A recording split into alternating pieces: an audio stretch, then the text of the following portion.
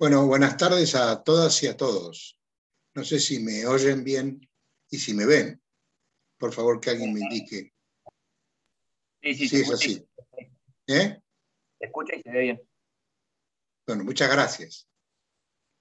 Bueno, mi nombre es Julio Isaac Arriola, soy profesor adjunto de la cátedra cuyo titular es Marcelo Ricker. Me toca a mí hoy dar esta clase que en principio iba a ser presencial y que por razones que todos conocemos de orden climático se ha convertido en una clase virtual. Lamentablemente, porque me hubiera gustado mucho que hubiera sido presencial. Pero bueno, vayamos a las cosas, como se dice. Hoy voy a efectuar algunas reflexiones en orden a un tema que tiene algunos vericuetos, que hace a la primera parte del estudio del derecho penal parte general y que se relaciona con la norma penal y el tiempo.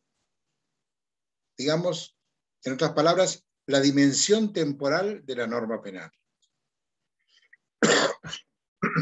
Perdón. El principio general, no solamente para el derecho penal, sino para el derecho en general, el derecho positivo, es que las normas jurídicas rigen para lo futuro. El hoy derogado Código Civil, en su artículo 2, decía: las leyes no son obligatorias, sino después de su publicación y desde el día que determine. Si no designan tiempo, serán obligatorias después de los 8 días siguientes al de su publicación oficial. Esta norma fue reemplazada en el 2014 por un nuevo código, que es un Código Civil y Comercial de la Nación. Así que junta ambas ramas principales del derecho privado. La norma que se refiere a la vigencia temporal de la ley es el artículo 5 de este nuevo código, que dispone que las normas serán obligatorias después del 8º día de su publicación o desde el día que ellas determinen. A mí, en lo personal, me gusta más la redacción del antiguo artículo 2 del Código Civil, porque para mí expresa con más claridad este principio general consistente en que las normas jurídicas rigen para el futuro. Aquí hay un grado de ambigüedad, a mi modo de ver, que, bueno, supongo que será tarea de los expertos en derecho privado en advertir esto, si coinciden con mi punto de vista, y ver cómo lo supera. Pero lo cierto es que el principio de que las normas jurídicas rigen para lo futuro sí está vigente. Ahora bien, yendo concretamente al derecho penal, es decir, al sistema punitivo, el principio que acabamos de enunciar tiene jerarquía constitucional. Ustedes saben que el derecho penal, en definitiva, es un apéndice de la Constitución Nacional. O sea, no se puede analizar, estudiar u observar el derecho positivo penal si no se parte de la Constitución Nacional. Es un camino obligatorio. La Constitución y luego la ley infraconstitucional, que en nuestro caso la ley por excelencia sería el Código Penal. Ahora bien, decíamos que el sentido de que las leyes rigen para lo futuro tiene en el ámbito penal una jerarquía constitucional. Y esto se deriva del artículo 18 de la Constitución Nacional, que dice: ningún habitante de la nación puede ser penado sin juicio previo fundado en ley anterior al hecho del proceso.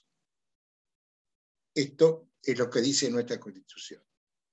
Y como si fuera poco, a partir de la reforma de la Constitución de 1994, en el artículo 75, inciso 22, se otorga en jerarquía constitucional expresa a un conjunto de tratados internacionales que se refieren a los derechos humanos.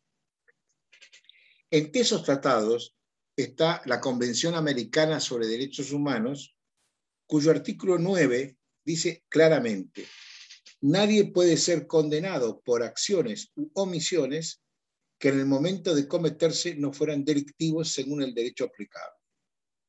Tampoco se puede imponer pena más grave que la aplicable en el momento de la comisión del delito. Más claro, echarle agua.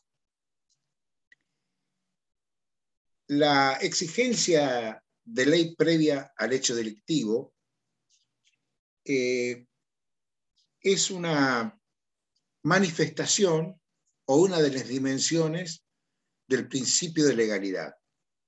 Supongo yo que en su hora habrán visto ustedes cuáles son los principios constitucionales referidos al sistema penal que no solamente lo limitan, sino que lo diseñan. Es decir, el sistema constitucional argentino no puede diseñarse de un modo diferente o contrario a los principios constitucionales contenidos en la Constitución Nacional, valga la redundancia. Entre ellos, el principio de legalidad.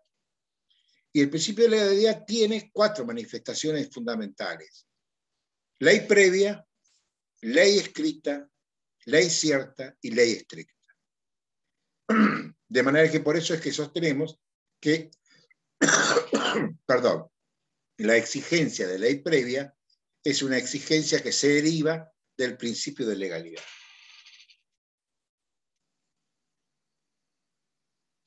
Ahora bien,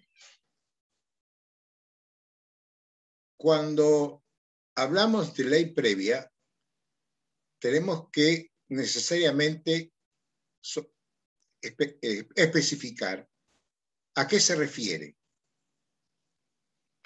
La ley previa se refiere que ella debe ser previa no solamente a la tipificación del hecho punible, es decir, a la redacción de la conducta prohibida o de la conducta ordenada en el caso de las omisiones, sino también comprende y abarca las consecuencias que acarrea la comisión o realización de esa conducta: penas, medidas de seguridad y consecuencias accesorias. Estoy adelantando un poco entonces cómo es la estructura de una ley penal. La ley penal tiene 2 partes claras, o que deberían ser claras. La primera parte es la descripción de la conducta que se pretende con relevancia penal, es decir, que se pretende prohibida, sea una conducta activa u omisiva, culposa o dolosa, que son las 4 principales formas de manifestarse las conductas prohibidas.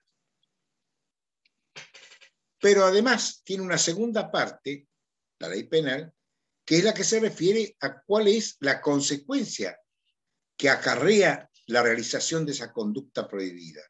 Las consecuencias son las penas, las medidas accesorias y toda otra consecuencia que el legislador estime pertinente para el caso concreto. De modo que la exigencia, repito, de ley previa abarca no solamente la primera parte de la norma penal, o sea, la tipificación de la conducta, sino también la segunda, que son sus consecuencias.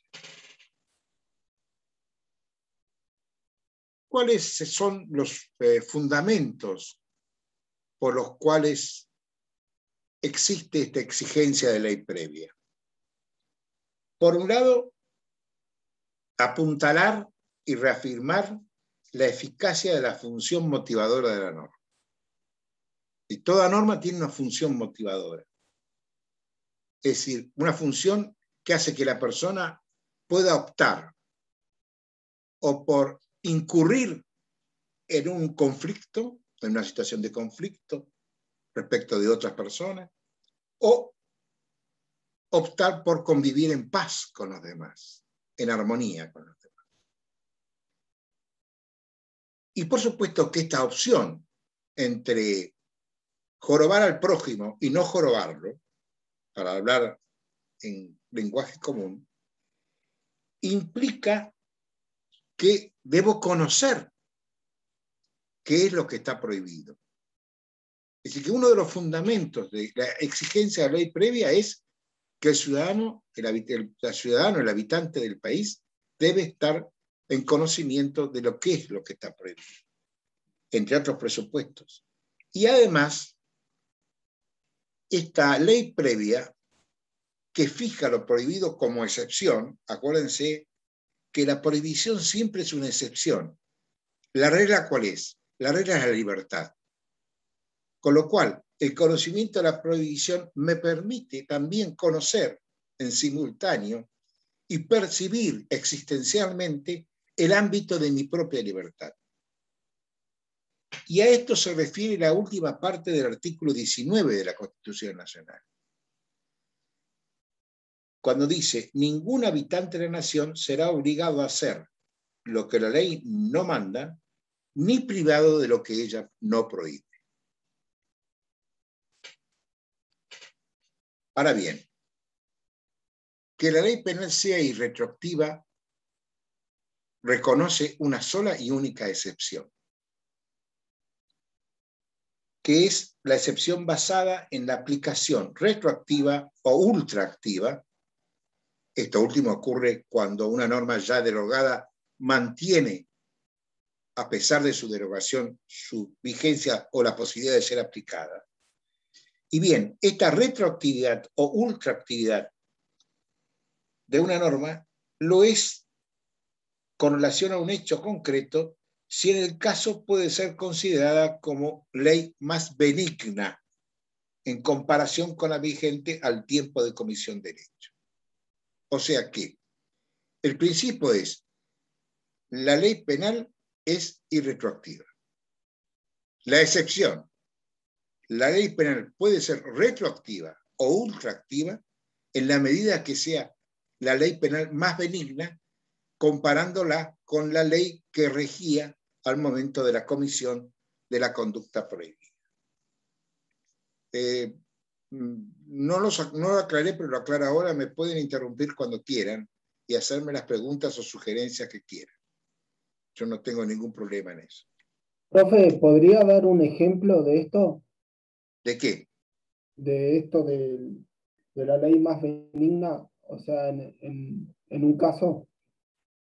Sí, por ejemplo, vamos a ir más adelante con esto, pero te adelanto de ya, te doy un ejemplo. Tenemos el caso del delito de hurto. El delito de hurto está en el artículo 162 del Código Penal y está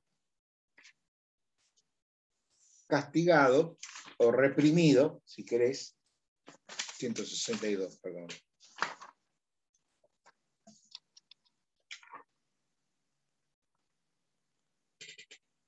Con prisión de 1 mes a 2 años. Si cometido el hecho, después de cometido el hecho, el legislador modifica esta ley, este artículo del Código Penal, y establece que su escala penal será de 1 mes a 1 año. Esa ley debe aplicarse retroactivamente al caso que ocurrió con anterioridad a su vigencia. ¿Por qué? Porque comparándola con la ley vigente en el momento que se realizó el hecho, es más benigna. ¿Le quedó claro? Perdón, ¿a quién preguntó? ¿Le quedó claro? Sí, sí, a mí me quedó claro.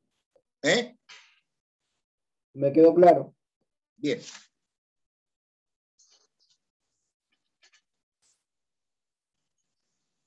El artículo, respecto de la retroactividad o ultraactividad de la ley penal más benigna, hay especificaciones normativas, es decir, hay normas al respecto. En primer lugar está el artículo 2 del Código Penal vigente, de nuestro Código Penal, que dice, si la ley vigente al tiempo de cometerse el delito fuere distinta de la que exista al pronunciarse el fallo o en el tiempo intermedio, se aplicará la más benigna. Si durante la condena se dictare una ley más benigna, la pena se limitará a la establecida por esa ley. En todos los casos del presente artículo, los efectos de la nueva ley se operarán de pleno derecho. Esta última frase quiere decir que la aplicación de la ley más benigna no requiere de ningún paso intermedio. El juez la aplica, debe aplicarla directamente.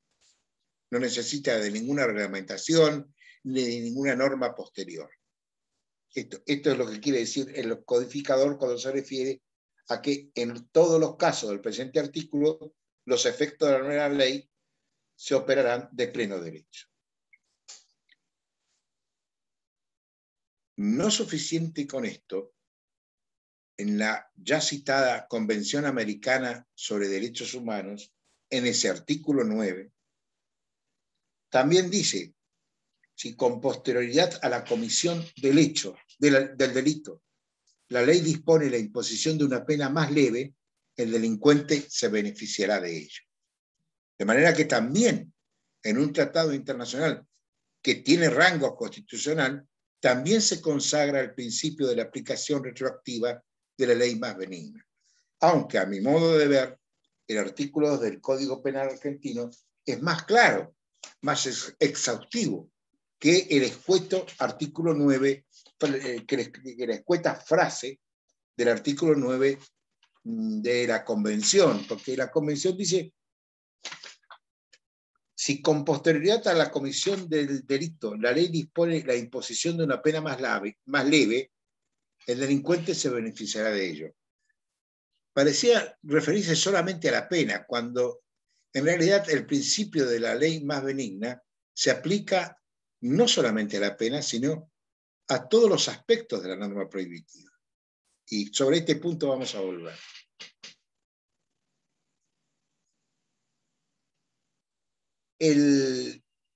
Antes de que existiera la consagración de este tratado internacional como expresa jerarquía constitucional, más allá de que su jerarquía constitucional la tenía por vía de implícita en el artículo 33 de la Constitución Nacional, que los invito a que la lean. En realidad, yo lo que les invito y les sugiero es que cuando aborden el estudio de esta materia tengan a la vista el Código Penal, pero también la Constitución Nacional. Te diría que de modo imprescindible. No hay manera de estudiar o de abordar la temática penal si no se tiene a la mano por lo menos estos dos instrumentos legales, la Constitución y el Código. Volvamos a nuestro tema. Antes de la vigencia de la reforma del 94, algunos sostenían que el principio de la retroactividad de la ley penal más benigna, como no estaba expresamente contemplado en la Constitución, era un principio de carácter legal y por tanto podía ser modificado por una ley, sin necesidad de reformar la Constitución. Bueno, esta discusión ha sido superada porque hoy tenemos a esta convención, entre otras, que tiene rango constitucional y que establece el principio de la retroactividad de la ley penal más benigna. De manera que esa discusión ha quedado obsoleta, ha quedado sin sentido.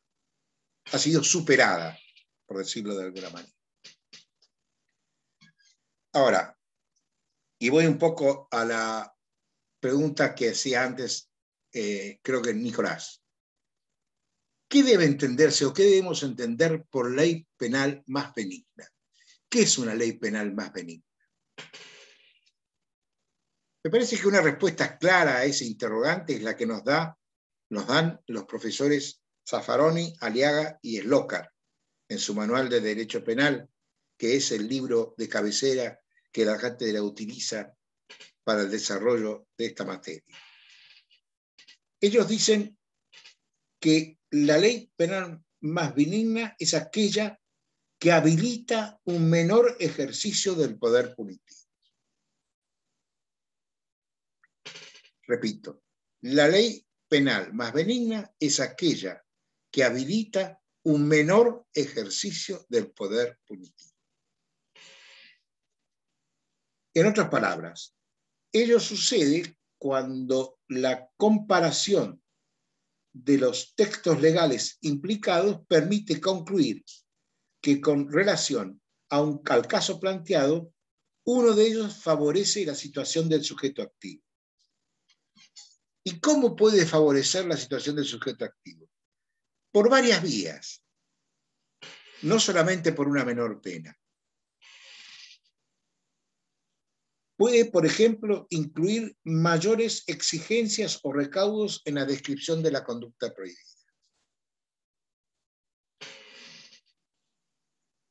Puede agregar nuevas causas de justificación o de inculpabilidad. Puede reemplazar una pena por otra menos gravosa, menos grave para la persona. Puede disminuir el monto de pena en el caso de penas graduables en el tiempo o dinero. Puede acortar el plazo de prescripción de la acción penal, etc. Y ahora fíjense cuántas posibilidades hay para sostener que una ley penal es más benigna que otra, con relación siempre a un caso concreto. Nunca en abstracto, sino siempre tenemos que tener un caso en concreto y ver entonces, respecto de ese caso, cuál es la ley penal más benigna, en la medida que haya dos o más leyes que se refieran al caso en fechas sucesivas, teniendo como fecha inicial el día de comisión del hecho, obviamente, o el tiempo de comisión del hecho.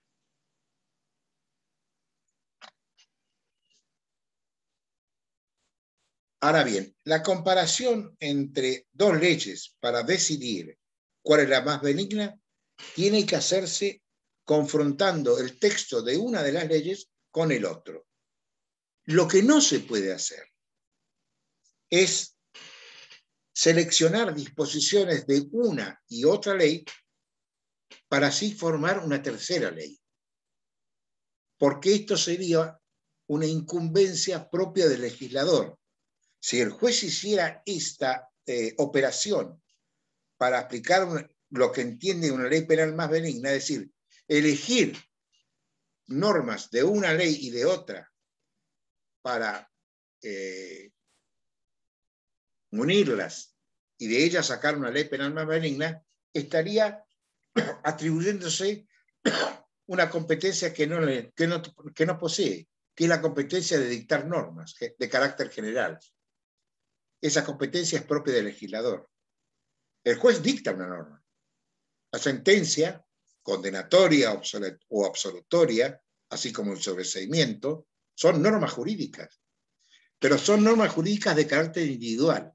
Es decir, son normas jurídicas que regulan el caso en juzgamiento y no otro. En cambio, la ley contiene disposiciones de carácter general que abarcan un universo de casos, no solamente un caso.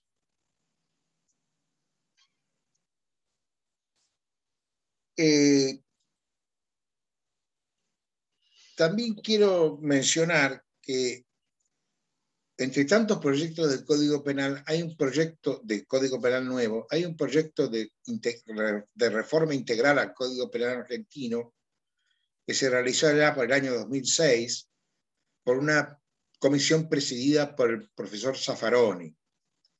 Y en ese proyecto, refiriéndose a esta temática concreta, decía que en el artículo 3, en su párrafo final, que para la determinación de la ley penal más benigna se escuchará al imputado o condenado. Es decir, el proyecto, a diferencia del código vigente, le otorga al imputado un rol fundamental a la hora de discutir cuál es la ley penal más benigna, cosa que el actual código vigente no lo contiene, lo omite.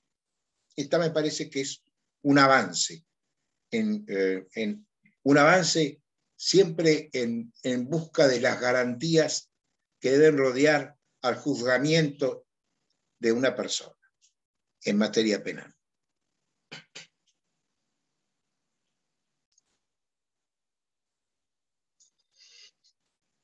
Fíjese además que los principios referidos a los principios que limitan, constitucionales que limitan el ius puniendi o el poder punitivo, especialmente los que se refieren al principio de intervención mínima y racionalidad, principios que supongo ustedes habrán visto y estudiado, espero, en clases anteriores, con otros colegas, estos principios son los que dan fundamento al principio de la ley penal más benigna.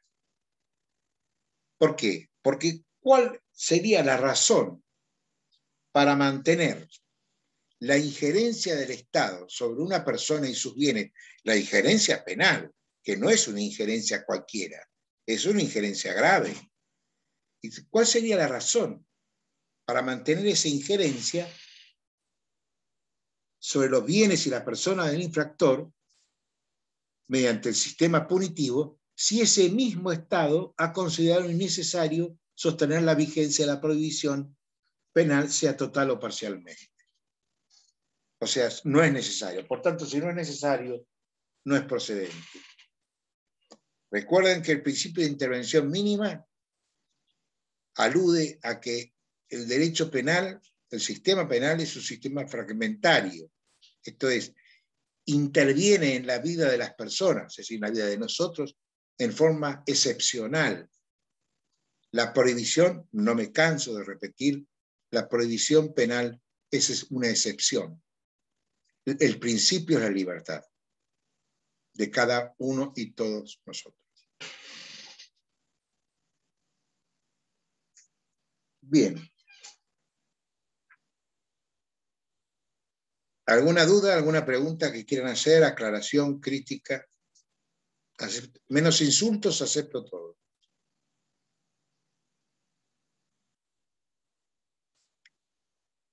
Seguimos entonces. A fin de poder establecer con alguna claridad cuál es la ley temporalmente vigente con relación a un delito, es necesario determinar cuándo fue cometido este. Y la pregunta es, ¿cuándo se cometió un delito? Y no es una pregunta que tenga una respuesta lineal o simple. Tiene un grado de complejidad. Vamos a verlo. En principio, el delito se considera cometido cuando se realiza la acción prohibida o se omite la acción ordenada. En el primer supuesto estamos hablando de tipos penales activos y en el segundo supuesto estamos hablando de tipos penales omisivos.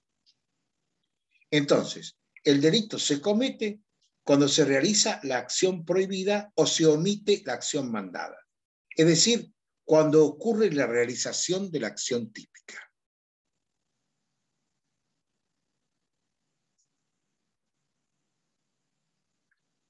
A partir de esta premisa, nos queda un problema por resolver, que es, si corresponde a estos efectos, tener en cuenta el momento en que comienza la acción, se inicia la acción, comienzo de la actividad voluntaria, o el momento en que aquella cesa, en los supuestos en que la conducta se mantiene en el tiempo.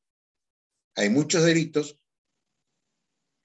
cuya ocurrencia suponen o pueden suponer que se mantengan en el tiempo, que no sean instantáneos, sino que se mantengan en el tiempo.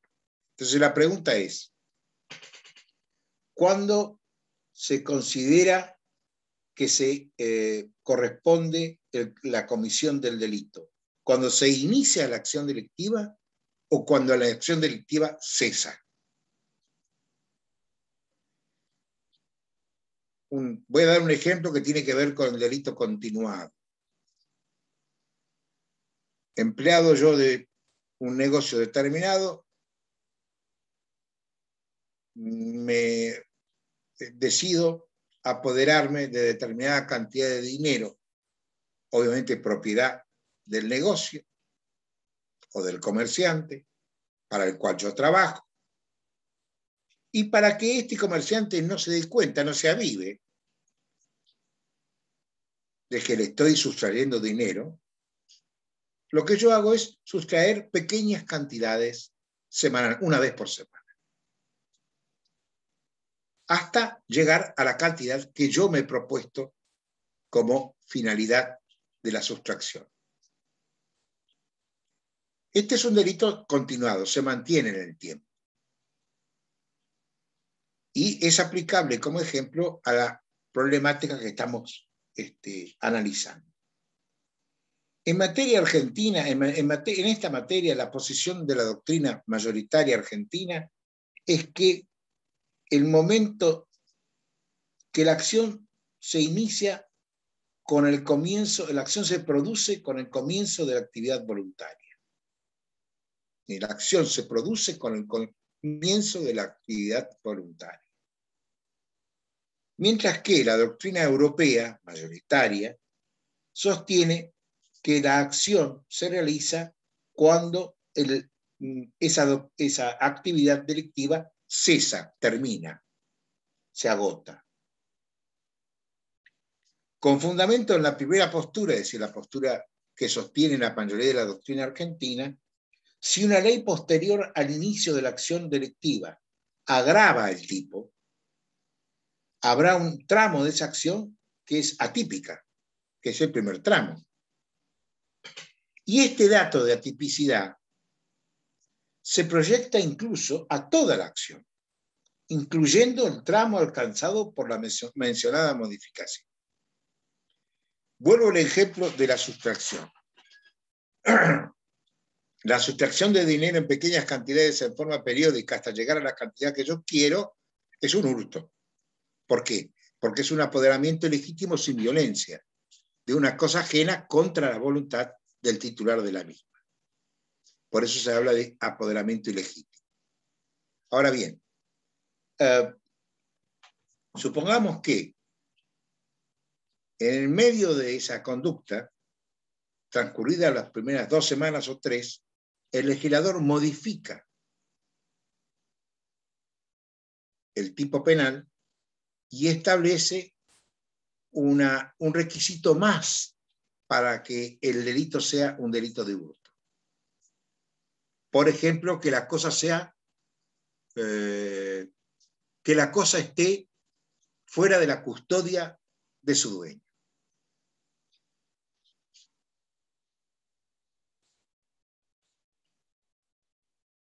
El primer tramo de conducta, cuando no había esa exigencia, era típica del delito de hurto en su anterior redacción. Ahora, con la nueva redacción, ya no es más típica, porque yo no estoy ocultándole nada ni al titular del patrimonio. Sin embargo, el hecho de que las primeras conductas sean atípicas, esa atipicidad contagia al resto de la conducta.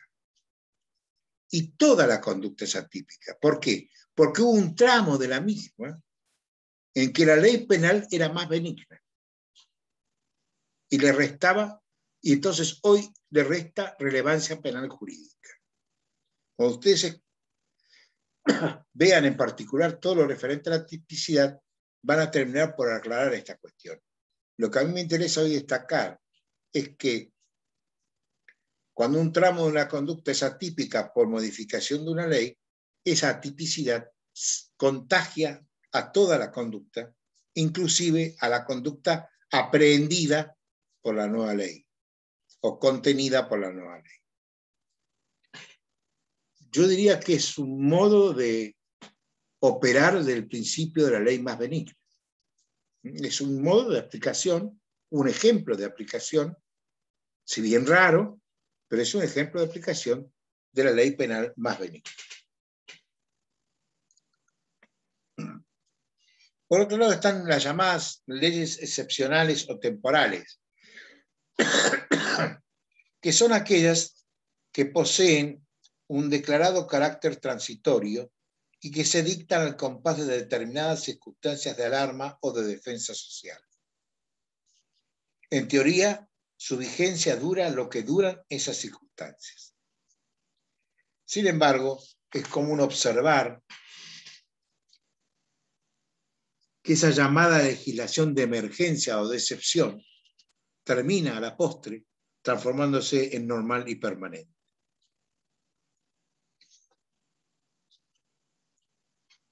En el ámbito de la ley penal más benigna, el problema se plantea en estos casos cuando se intenta sostener la vigencia de una legislación de emergencia, pese a su carácter más grave, para hechos ocurridos durante su vigencia, pero que son juzgados con posterioridad a la misma. ¿Quedó claro? El hecho ocurre durante la vigencia de la ley de emergencia o ley excepcional, pero el juzgamiento del hecho y la consiguiente sentencia de condena ocurren con posterioridad a la vigencia de la ley.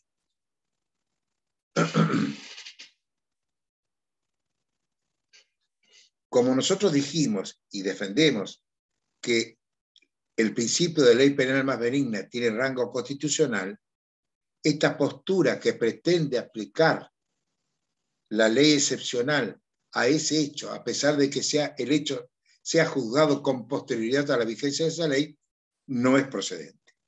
Es inconstitucional. ¿Por qué? Porque afecta al principio de la ley penal más benigna, que alcanza a todos los efectos, incluso al juzgamiento.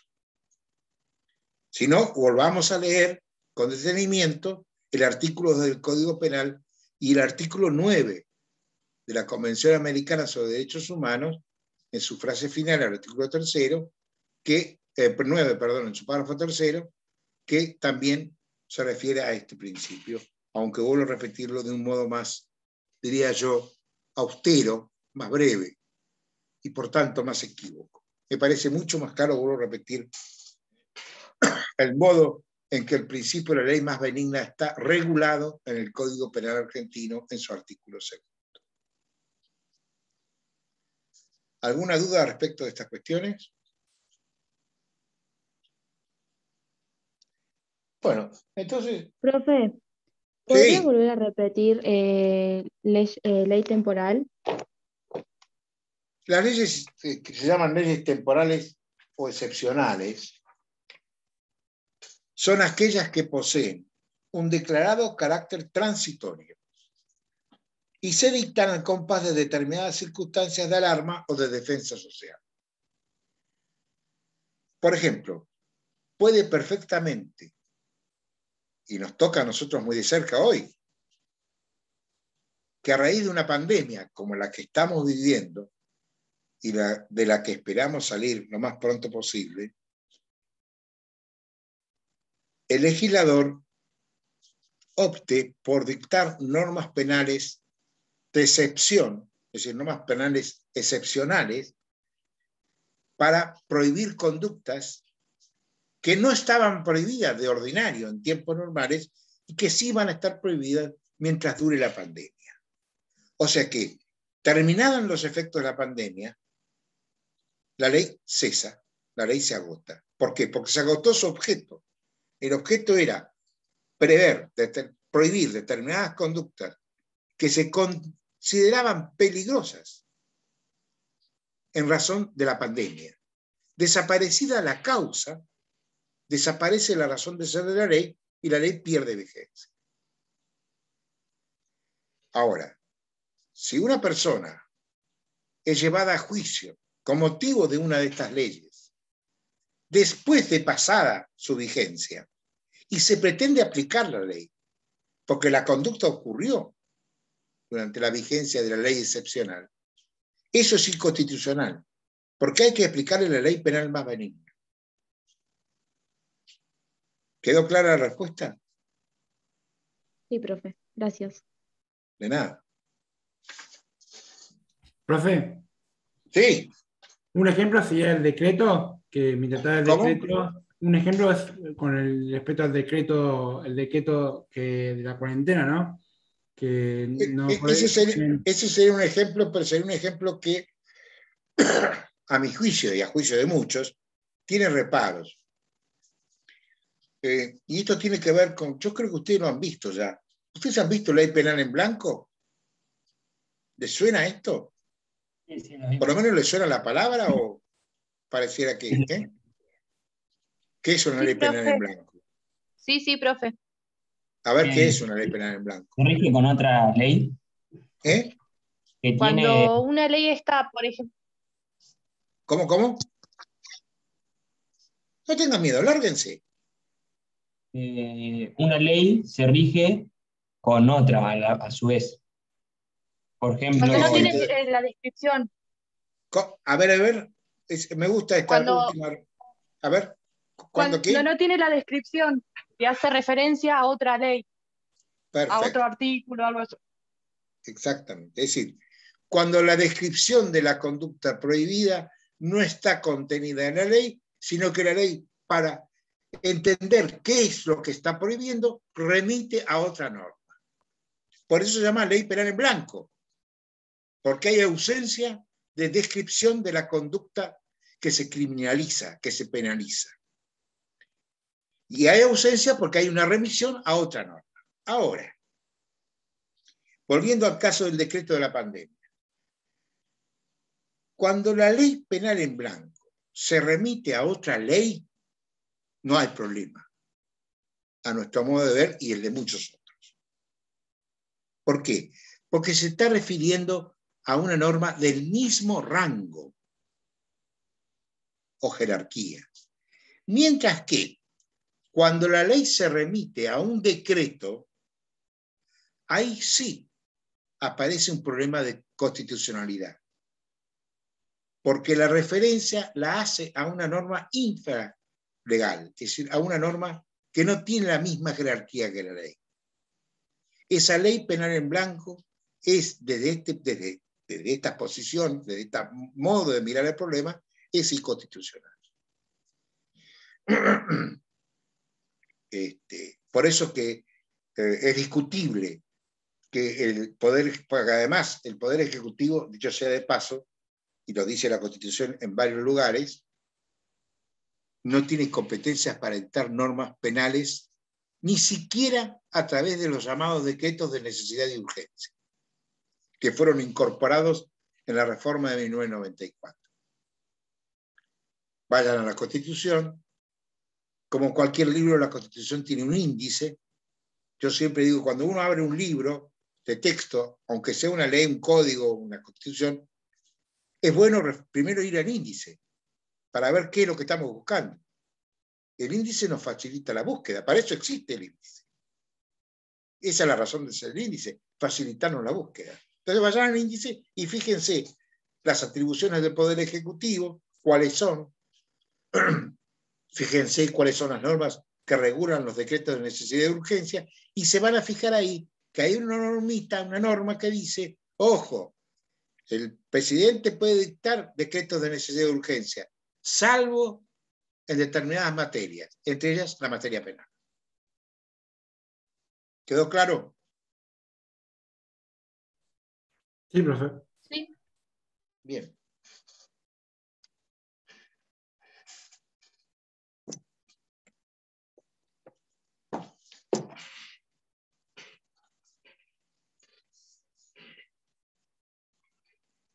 Vamos a intentar trabajar por los que quieran. Yo no obligo a nadie. Pongo sobre la mesa reflexiones para poder jugar con ellas. Vamos a trabajar sobre un caso concreto, referido obviamente al tema que acabamos de exponer o de charlar. El caso lo voy a leer las veces que sea necesario, porque total tenemos un poco de tiempo todavía.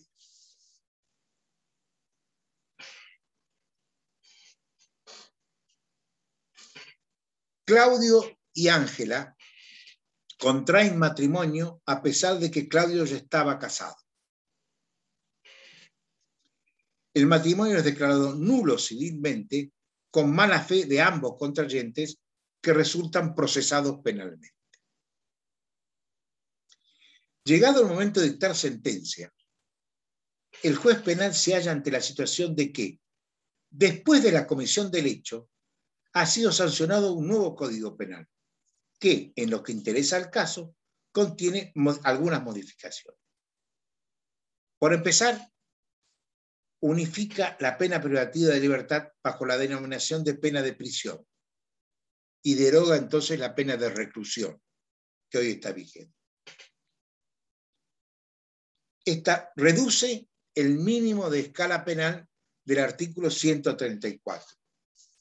¿Y qué dice el artículo 134? El artículo 134 dice así: serán reprimidos con prisión de 1 a 4 años los que contrajeren matrimonio sabiendo ambos que existe un impedimento que causa su nulidad absoluta.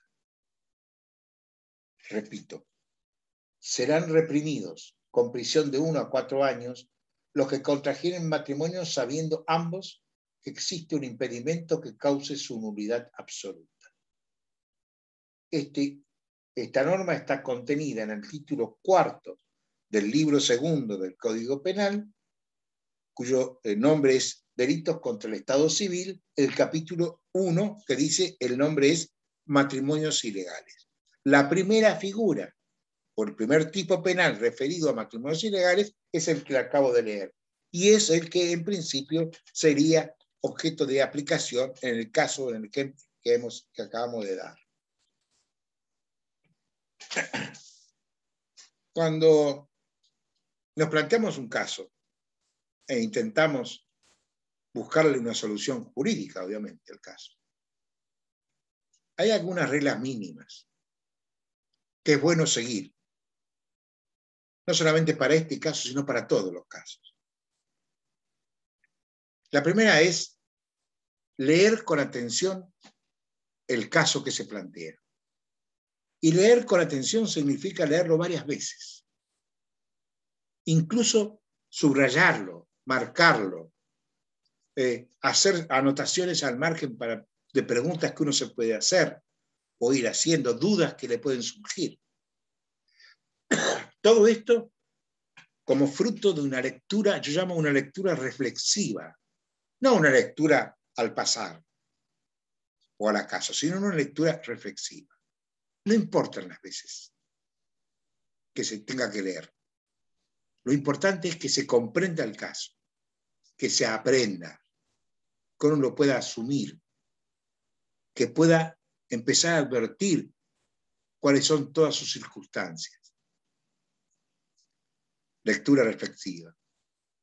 Primera exigencia o primera pista para acertarle al blanco. Segunda pista. Al caso hay que tomarlo tal y como se lo plantea. No hay que agregarle ni quitarle nada. No hay que usar la imaginación. La imaginación es bárbara para otras cosas, pero no para esto. Porque cuando yo tomo un caso y empiezo a pensar en agregarle o sacarle cosas, lo que estoy haciendo es tomando caminos distintos y estoy eludiendo la solución del caso. Y estoy imaginando un caso que no está planteado. Entonces yo tengo que ser riguroso en dar por cierto los datos que el caso me suministra y no modificarlos, ni en más ni en menos. Los tomo tal y como me son dados. ¿Qué es lo que ocurre en la realidad cuando se trata de juzgar un caso? Uno debe ajustarse a la prueba producida y recrear el caso en función de esa prueba. Y no imaginar el caso en función de supuestas pruebas o de inferencias caprichosas propias del sujeto que va a juzgar. Bien.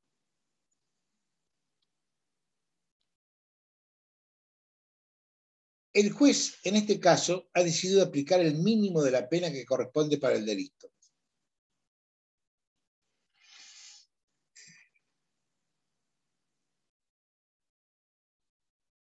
¿Hace falta que lea de nuevo el caso? Profe, a ver si me acuerdo bien. Estas dos personas se casan, Sí. el matrimonio queda nulo, son ¿Por qué juzgados y después se hace como una reforma a la que ya está con una ley más benigna. Está bien, Después pero primero, de haber sido juzgado. ¿cuál es la norma aplicable? ¿Cuál es? El artículo 134. Sí. ¿Tiene un código penal ahí a la mano? Sí, estoy buscándolo. Busque con tranquilidad.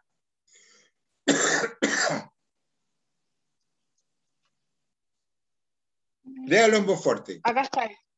Léalo para Serán todos nosotros. prohibidos con prisión de 1 a 4 años los que contrajeren matrimonio sabiendo que ambos existen impedimentos para que cause la nulidad absoluta.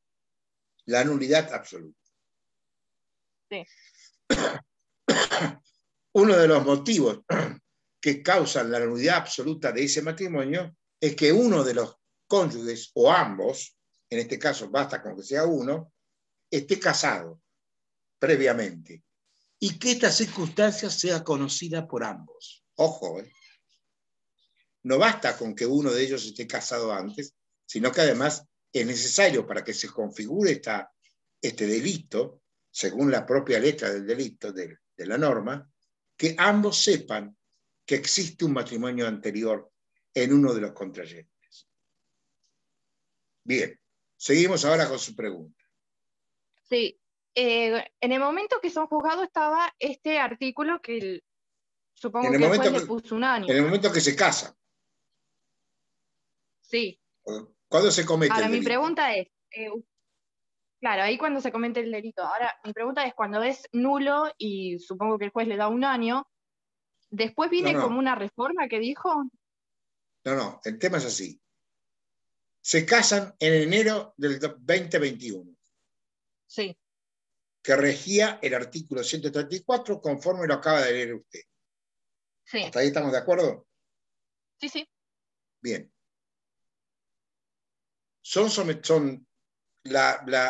Ese casamiento se declara civilmente absolutamente nulo y además se forma un proceso penal. Sí. Por imputándoles a los contrayentes el delito del 134 del matrimonio ilegal simple, del 134 del Código Penal. Desde el día que se casaron, ilegítimamente, que cometieron el delito, hasta o durante el proceso, o antes del proceso, o durante la condena, o después que se dictó la condena, se dicta una ley que modifica la escala penal del delito en forma más beneficiosa. Fíjese que la escala penal era, según acabamos de leer, vos leíste recién, era de 1 a 4 años de prisión, ¿no? A ver, fíjate. Sí, de 1 a 4 años de prisión. Bien. Se dicta una ley posterior que establece el mínimo de 6 meses de prisión y el máximo lo disminuye a 3 años de prisión. O sea que el delito ya no pasa a estar penado con 1 a 4 años de prisión, sino que va a estar penado con 6 meses de prisión a 3 años de prisión. Sí. Bien. Vos sos la jueza. Sí. ¿Cuál es la norma que aplicás en tu sentencia? En tu sentencia de condena, ¿eh? Vos considerás que hay culpabilidad, si vos considerás que estás frente a una conducta típica, antijurídica y culpable. Por tanto, lo que te corresponde... Yo aplicaría la nueva reforma. ¿Por qué? Porque es la que está rigiendo en este momento. La otra ya es vieja. No se trata de vejez o no. Bueno, ya no es válida. Tampoco se trata de validez o no. Porque puede ser válida. Mirá, vamos a volver a esto. El tema es la respuesta tuya, que vos aplicás la ley nueva, es correcta, pero el fundamento por el cual vos la aplicás no es el correcto. El fundamento por el cual vos vas a aplicar la ley nueva es porque es más benigna que la ley anterior. ¿Y por qué es más benigna? Favorable al reo. Sería la más favorable al reo. ¿Por qué es más favorable? Y porque reduce su pena. Exactamente, porque hay una reducción de la respuesta punitiva. Mientras antes era de 1 a 4 años, ahora es de 6 meses a 3 años. ¿Me entendés? ¿Con quién me estoy dirigiendo? Sí. ¿Quién es? ¿Yara es la que está hablando o no? Sí, yo. Bien. ¿Entendiste, Yara, cómo es el tema? Sí, perfecto. Ok. Te hago la inversa. Ponele que el 130, bueno, que tenemos el 134 era, ¿no? Sí. Que tiene una escala penal de 1 a 4 años de prisión. Sí. Y se dicta una nueva ley derogando ese artículo, lo reemplaza por otro artículo con el mismo número, pero con otro texto, que dice que la pena será de 2 años, de 2 a 6 años de prisión. Describe la conducta exactamente igual a como se describía en la norma, en la ley, en el artículo anterior, en el artículo reformado. Pero modifica la escala penal. Pero ¿Cuál la es otra en no ese fue caso? derogada. No fue derogada, a pesar de que ahora sería más maligna, por así decirlo. La otra no fue, digamos, como derogada. ¿Y dónde está el principio de aplicación de la ley más benigna, aunque haya sido derogada? No te olvides de Porque eso. al momento que se casaron regía aún la ley derogada. Por lo tanto, hay que aplicar la ley derogada porque es más benigna. Exactamente. Es un ejemplo de ultraactividad de una ley derogada. ¿Por vía de qué? De aplicación del principio de la ley penal más benigna. O sea, porque cuando se cometió el hecho, en ese momento estaba rigiendo una que era más benigna que la actual. Exactamente. Ah, perfecto, gracias. Exactamente. ¿Cómo dijo, profe? Principio de ultraactividad. Perdón, habla más fuerte porque te digo mal. Si no. Pablo, ¿sos? Sí, principio de ultraactividad, dijo. Ultraactividad, es decir, el principio que determina que una ley que ya está derogada, no obstante su derogación, se aplique. ¿Por qué? Porque es más benigna que la vigente. Es más favorable, vos lo dijiste, creo, empleaste la palabra favorable, es más favorable al enjuiciado que la vigente. ¿Te quedó claro, Pablo? ¿Eh?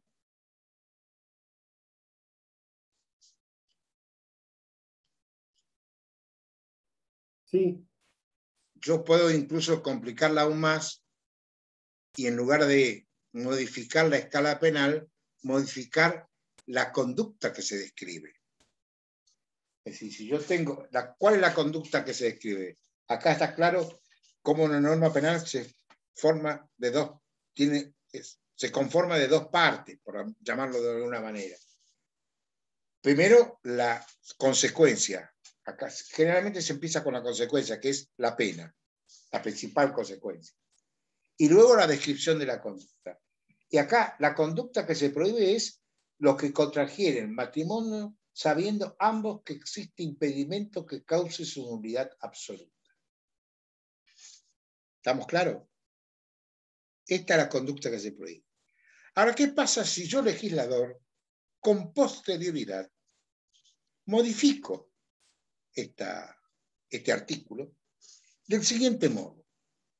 Digo, serán reprimidos con prisión de 1 a 4 años, acá no hay modificación alguna respecto del anterior, los que contrajeren matrimonio sabiendo uno de ellos que existe impedimento que cause su nulidad absoluta.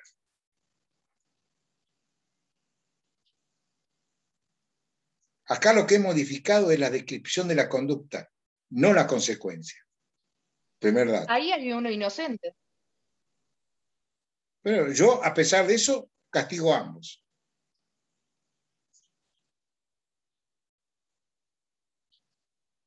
¿Cuál es, desde el punto de vista, no entremos en la cuestión de si es constitucional o no, cuál es, desde el punto de vista del principio de la aplicación de la ley más benigna, cuál es, teniendo en cuenta esta reforma que yo he sugerido, cuál es la ley penal más benigna? el menor tiempo, el mínimo de la pena, el mínimo de No, años. olvídate la pena, estamos hablando de la conducta. No sé si habría. Y ahora sería la más benigna, porque antes afectaba a las dos ¿Cómo? personas. Ahora ¿Cómo? sería, Ahora sería sería que, más benigna. ¿por Porque, qué? porque antes afectaba a las dos y ahora afectaría solamente a una persona. No, acá sigue afectando a las dos a pesar de que solo uno de ellos conozca Yo el quiero impedimento. decir algo. ¿Sí? No sé si habría una ley penal más benigna en este caso, porque de igual manera estaría afectando a las dos personas. Solamente ¿Sería qué? no ¿De diría igual manera que sería qué?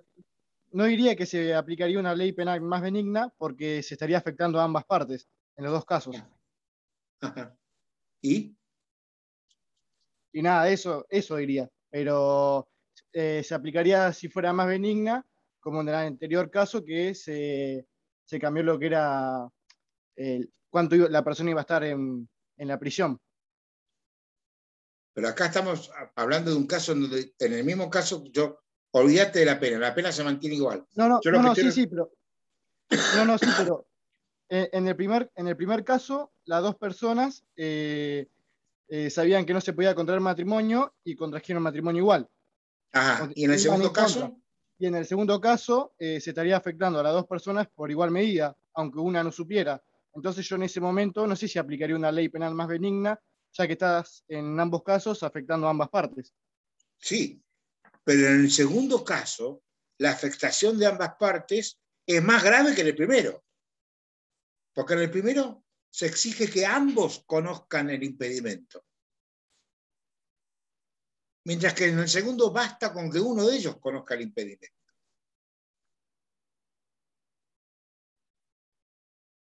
Ah, ya entendí. Porque en el primero, en el caso de que las dos personas lo supieran, una podría decir que no lo sabía nada. Se tiene que comprobar que tienen las dos personas. Bueno, ¿ves? Ahí lo que estamos haciendo es colocándole piezas o cosas al caso que no están dadas en el caso concreto. Vos lo único que tenés que saber es que en el primer caso, para que se configure el delito, ambas personas tienen que haber conocido el impedimento. Con la reforma, para aplicar el delito, basta que una de ellas conozca el impedimento. Entonces, desde el punto de vista de la ley penal más benigna, a mí me parece que la ley penal más benigna es la que regía antes y es la que debe aplicarse.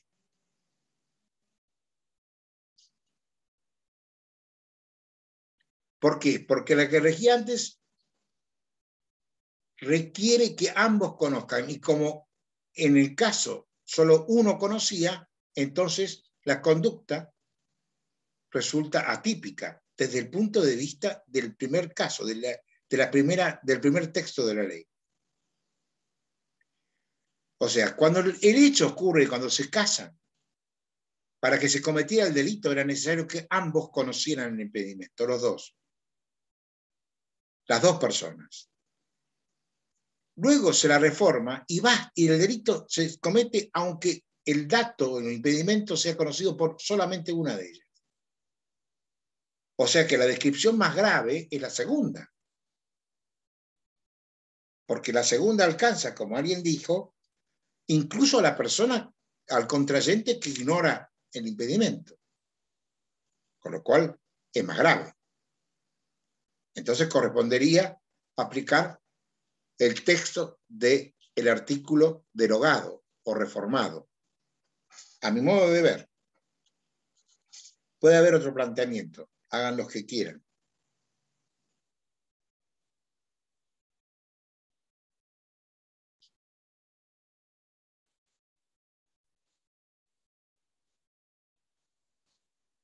Juan, ¿te queda alguna duda?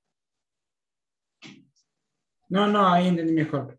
Yo me he enroscado un poco, pero ahí sí coincido que habría que aplicar la anterior, donde los dos tendrían que saber. ¿Vos sos algo de Bárbara Ormaechea? ¿No? Ah, bien. Pero, ¿cómo, profesor? No lo escuché bien. Si sos familiar de Bárbara Ormaechea. No. No. Por ahí es una prima de un familiar, pero no me suena. No, por eso. No. Si los osos, si sos pariente, sos un pariente lejano. Bueno, ¿alguna otra duda o alguna otra pregunta que quieran hacer?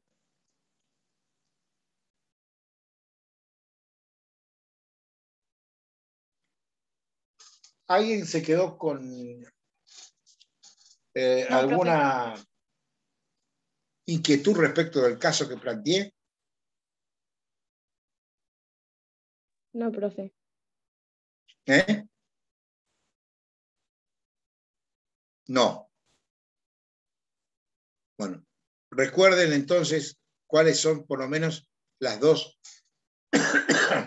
sugestiones o las dos sugerencias que les he dado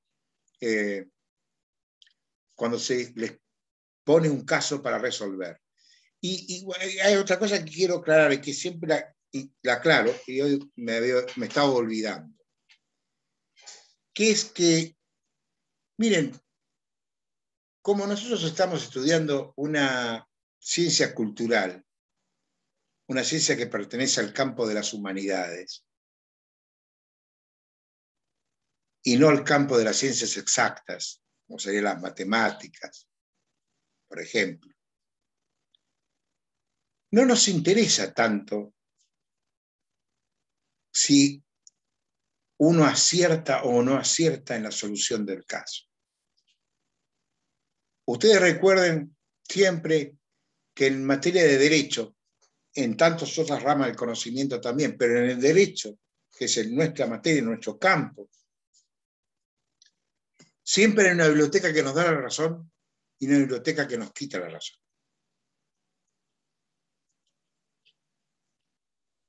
Entonces, lo que importa cuando uno resuelve el caso es cómo razona, cómo aborda el caso, cómo lo trata, y no el resultado, si acierta o no acierta. Les diría que en lo que a mí me toca, para mí es absolutamente indiferente el resultado en la medida que vea el razonamiento. Y esto tiene que ver con que en nuestra materia, los operadores, fundamentalmente los jueces, cuando resuelven, deben dar fundamento, razón de su decisión, conforme el sistema republicano de gobierno. Está obligado a explicar por qué decide A y no decide B. Esta obligación de razonamiento también la traslado cuando uno se plantea en el campo del estudio, como nosotros en el campo de la facultad, un caso para resolver. No interesa si lo voy a resolver bien o mal, si le voy a dar o no al resultado esperado por el profesor o por quien propone el caso. Lo que interesa, a mi humilde modo de ver las cosas, es cómo llego a eso. Lo que interesa es cómo razono, cómo expreso mi razonamiento. Y en esto hay que ser lo más claro posible. Les agradezco la atención y que tengan unas buenas tardes todos. Profe, una consulta. Gracias, profe. Sí, ¿qué consulta? El primer parcial, ¿hasta qué unidad entraría? ¿Hasta qué unidad? Me mataste. Ah. No estoy en el manejo de esas cuestiones. Seguramente el profesor Roberto Manuel, ¿usted lo tiene a Roberto como profesor? Sí. Bueno, pregúntenle porque él es el gran organizador, el maestro organizador de nuestra cátedra.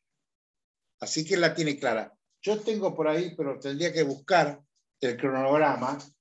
Si me das un minuto lo busco. A ver. Si está por acá.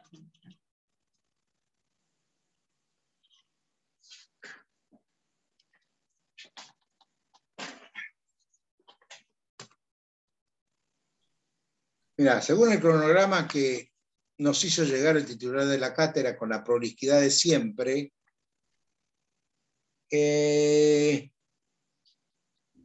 parcial sería el jueves 30 de septiembre. Y el recuperatorio sería el 14 de octubre. ¿Está claro, Juan? Sí, sí. Ok. Bueno, hasta la vista entonces. Y gracias Hasta por la luego, atención. Profe, gracias. Chau, chau. Chau, profe. Chao, profe. Chau, chau.